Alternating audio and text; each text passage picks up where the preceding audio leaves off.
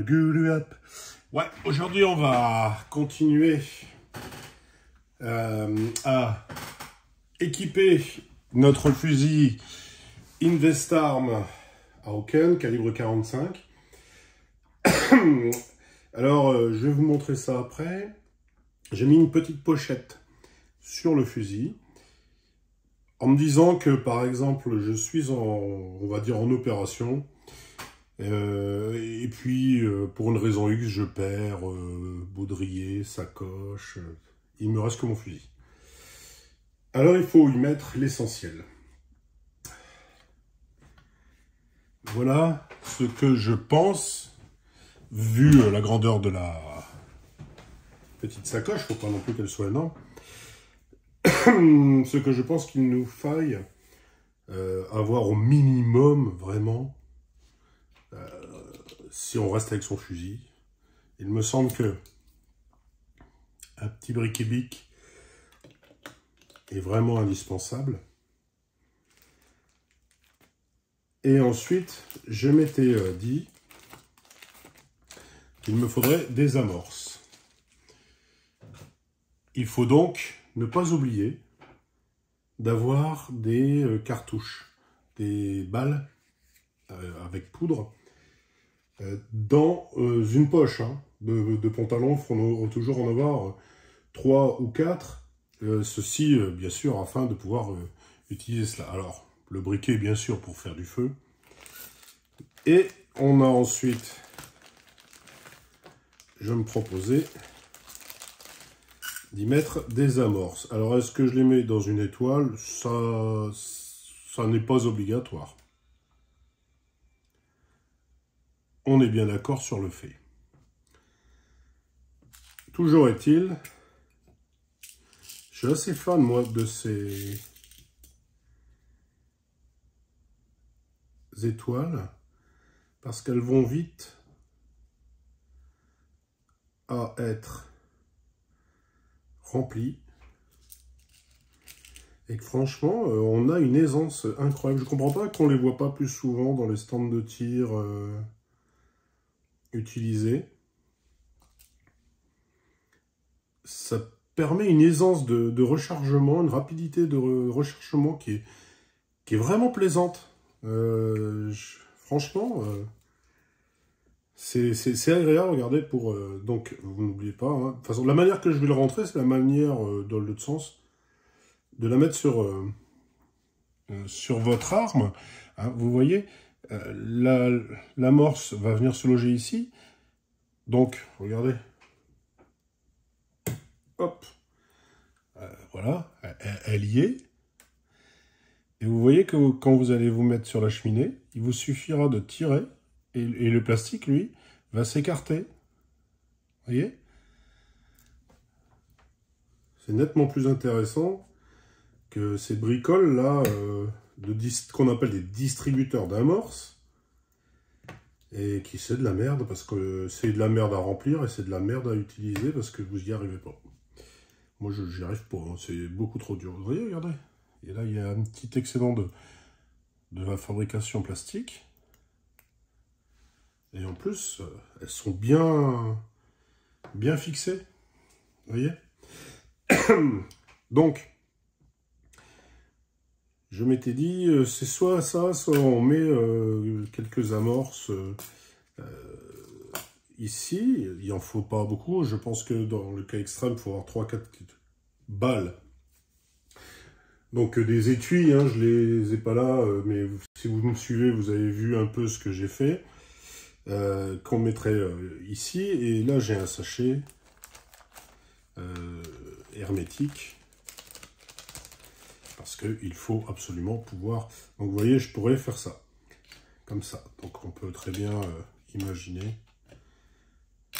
Hop, l'étoile est là. Voilà. Donc on fait soit comme ça, soit on met les amorces directement. Donc ça, par contre, si on est vraiment dans une attitude de survie, ça reste en mode de stockage comme ça, et on ne l'ouvrira que vraiment si on est dans la misère la plus totale. Et donc on n'y sera pas grâce à ça, parce qu'on pourra se faire du feu Pour moi, ça, c'est l'élément indispensable de tout survivaliste. Il y a des tonnes de manières de faire du feu, mais... Quoi, je veux dire, si vraiment vous avez ça, vous êtes sauvé, hein, vous avez plus de 500, là c'est un petit, mais un bic normal, vous avez plus de 1000 actions comme ça, donc si vous n'êtes pas trop con, vous en avez pour une vie. Hein. Et puis s'il n'y a plus de gaz, vous avez toujours une pierre à feu là. Enfin, vraiment, ça c'est... il faut en avoir du stock. C'est comme les bougies pour un survivaliste. Moi là, on est en train de parler d'un mode survie qui serait, comment dirais-je, vraiment dans une situation où la planète est remplie de zombies. Il faut que vous ayez ça. Quand il y a ça, il en faut plein. Moi, j'en ai plein. J'en achète régulièrement. Parce que, franchement, c'est comme les bougies. Je dis, vous devez en avoir un stock énorme à la maison. Il n'y a pas photo, ça. Donc, revenons à nos moutons. Ce qui est à décider, parce que vous allez voir que je vais vous montrer le fusil, hein, après, pour voir où est-ce qu'on va les mettre ça. Et donc... je voudrais vous montrer ce qu'on va faire plus tard. J'ai une idée, enfin mon idée, je vais vous la donner tout de suite, c'est d'attacher ça et de l'attacher à un endroit stratégique du fusil pour qu'il pende sur le côté. C'est-à-dire qu'avec les balles rapides que j'ai construites, une fois que le fusil est chargé, lui pendouille sur le côté et on n'a plus qu'à le récupérer pour mettre l'amorce sans traîner. D'accord ? Donc, ce qu'on va faire, c'est que... Alors, on va vérifier déjà qu'il n'y a pas de trou, parce que ça serait un peu con. Ça serait couillon. Alors, on va le gonfler. Voilà. Ça gonfle bien. J'ai bien mis de l'humidité dedans. Ils vont dire, bah ouais, t'as raison, en plus, c'est vrai. Hein. Regarde, c'est toute l'humidité. Donc ça, c'est la connerie du siècle. On va bien l'aérer pour que ça parte. Ah, heureusement, ça prouve que c'est bien étanche. Voilà. Alors, j'ai récupéré un dessiccateur. Vous savez, alors déjà, ça, je vous l'ai déjà dit, il y a un dessiccateur dedans. C'est hermétique, c'est solide, c'est l'idéal. Alors, j'ai récupéré un dessiccateur. Vous en avez dans les chaussures, vous en avez dans presque plein d'objets. Ça, c'est dans un de mes respirateurs. Donc, il est un peu grand. Ça va peut-être me poser un petit souci. Donc, vous voyez, je fais un matelas. Ainsi. Voilà. Ça y est, il n'y a plus d'humidité. Alors, je pense même qu'on va faire comme ça. On va le mettre dedans. Et on formera après. Donc, j'ai dit que 3 ou 4 balles, c'était suffisant. Donc, on va mettre 4 amorces, plus 2. Parce qu'il y en a certaines qui vont peut-être pas fonctionner. Allez, plus 3. Donc, j'en mets 7. Voilà. Alors, 3 cocottes. Les 2 cocottes, là, vous venez et vous vous mettez au-dessus. Là, on va essayer de faire ça le plus proprement possible. C'est ce qu'il faut, hein. Donc, on va les mettre là. Alors, il n'y a pas de danger hein, que ça réagisse. Voilà. On va mettre notre copain briquet. Donc, on va bien le mettre. On met tout dans des coins bien calés. Je ne vais pas laisser mes amorces trop longtemps comme ça. Allez, venez là. Voilà. Alors, je vais bien mettre le dessiccateur calé dans le fond. Le petit briquet au fond aussi. Voilà. C'est joli ça. Alors, on va commencer à le fermer. Voilà. On va évacuer le maximum d'air. Voilà.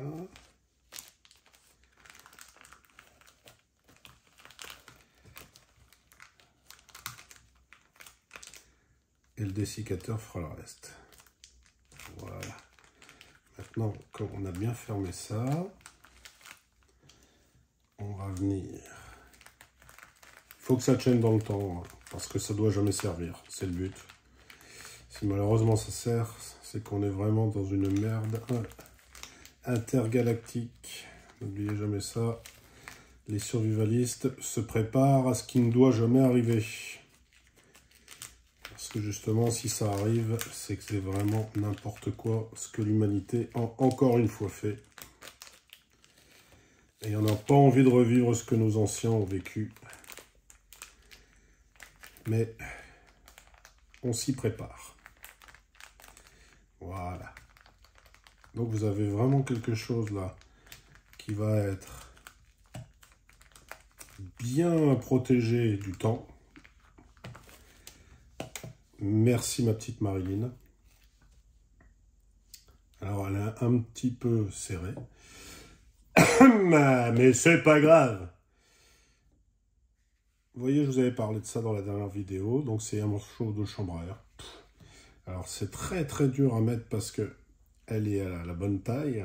Il faut que ça soit dur à mettre. Mais avec ça, vous avez une fermeture qui tiendra des centaines d'années, au moins 200 ans. Hein, le plastoc, c'est...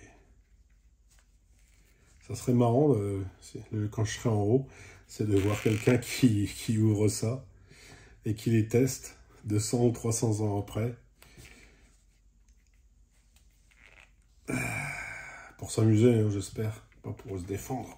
Ouais, je vous dis, c'est super dur à mettre et c'est super dur à enlever.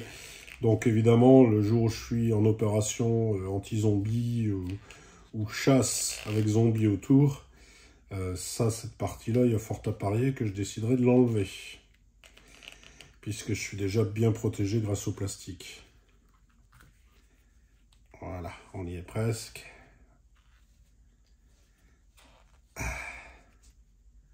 Alors pendant que je fais ça, pour ceux qui aiment ce genre de vidéo, n'hésitez pas, mettez les pouces bleus vers le haut. Il est dur, hein, le sale bête. Allez, viens mon copain. Voilà, là je lui remonte sa jupe. Et abonnez-vous les enfants, c'est gratuit. Abonnez-vous sur la chaîne, c'est gratuit. WDJ. C'était moi, Laura & Co. Rappelle des souvenirs tout ça. Et oui, je fus animateur radio dans une autre vie, il y a 35 ans. À la belle époque, les années 80, la liberté de parler, de discuter, de débattre, sans se faire juger, sans se faire la gueule, sans se faire la guerre. Tout le contraire d'aujourd'hui. Nos femmes étaient intelligentes, belles, sexy, très féminines. Elles nous remettaient à notre place quand on était cons, parce qu'on est toujours cons. Hein. Avec les femmes, on est toujours, souvent on devient con. Faut bien le dire. Vous avez vu le résultat, c'est quand même pas mal. Hein, moi, je trouve que ça a de la gueule. Alors là, je peux vous dire que si ça tombe dans l'eau, même le saphir Barracuda, il sera moins étanche que lui. Là, c'est solide, étanche, c'est contre le temps. Alors, maintenant que Marine, elle est protégée du temps, ben, je vais vous montrer mon fusil. Et je vais vous montrer donc la popochette. Donc, voici la bête. Ah, je le kiffe, hein, je vous le dis. J'en suis fou. Alors, je ne sais pas comment je vais vous le mettre. Hop. C'est voilà la pochette. Donc vous voyez, ça lui donne un style very nice. Alors si je le mets comme ça devrait le faire. Hop, viens mon petit. Alors il n'a pas les papates. On va faire comme ça. C'est super, hein, ce pied de caméra qui suit le mouvement. La bouette. Alors je sais pas si je dois mettre ça au-dessus. Ça protégera un peu plus.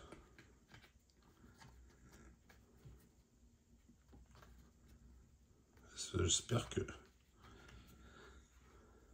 Alors je sais que dans un sens ça rentre pas. Si je force comme ça va rentrer, mais je vais regarder si j'aurai pas plus d'aisance à la mettre dans ce sens. Vous voyez. Le problème c'est... Je vais enlever ça pour vérifier. Ouais, comme ça je vais pas savoir aisément, j'ai envie de dire. Parce qu'en fait, lui, il accroche le cuir, et donc ça résiste à sa pénétration dans la boîte. Mais alors là, ça veut dire que ça bougera pas. Hein. Par contre, l'ennui, c'est que ça risque d'être un peu embêtant pour l'enlever. Donc c'est pour ça que je vais... Voilà, il y aura une languette. J'aurai plus qu'à tirer dessus. Là, je rabats les languettes comme celle-ci en cuir. Comme ça. Hop. Ah ouais, c'est génial. Regardez, c'est avec un aimant. Hop. Je peux rabattre ça. Et qu'est-ce que vous en dites, les amis? Ah, il n'y a pas à dire, il est chouette, hein. Regardez ça. Ça le fait ou pas? Ah, il est lourd.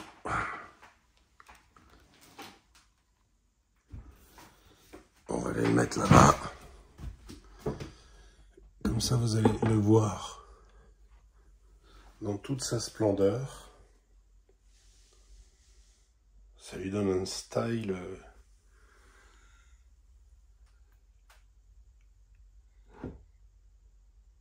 Et il se met en beauté pour vous, rien que ça.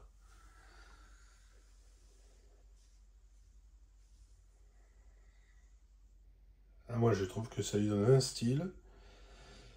Et donc, bah, l'amorce, comme je vous le disais. Bon, alors moi, étant gaucher, hop, je sais pas. Qu'est-ce que tu m'as fait, mon petit? Ah, je vous fais quelques effets avec le support. J'aime trop ce truc, c'est magnifique. Donc le support, je vous disais, on va le... Moi étant gaucher, voilà, je serai dans cette position-là. Vous voyez, ça donne ça de près. Hein.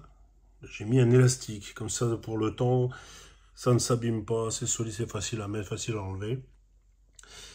Et donc, je pense attacher les amorces ici quelque part, je ne sais pas encore, peut-être là. Ouais, là peut-être. Et comme ça, elle pendouille là, ça ne me dérangera pas, étant gaucher, ma main est de l'autre côté. Et comme ça, quand j'ai chargé le fusil, je mets le rabat en arrière en position 1, du chien, du percuteur, du marteau. J'aurais plus qu'à prendre l'étoile, je claque, et je suis prêt à tirer.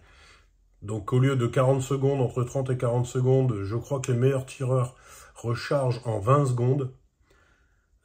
En standard, je pense que là, en 7-8 secondes, le fusil est rechargé. Et sans entraînement. Grâce à mes balles. Voilà les petits gens, j'espère que cette vidéo vous aura plu.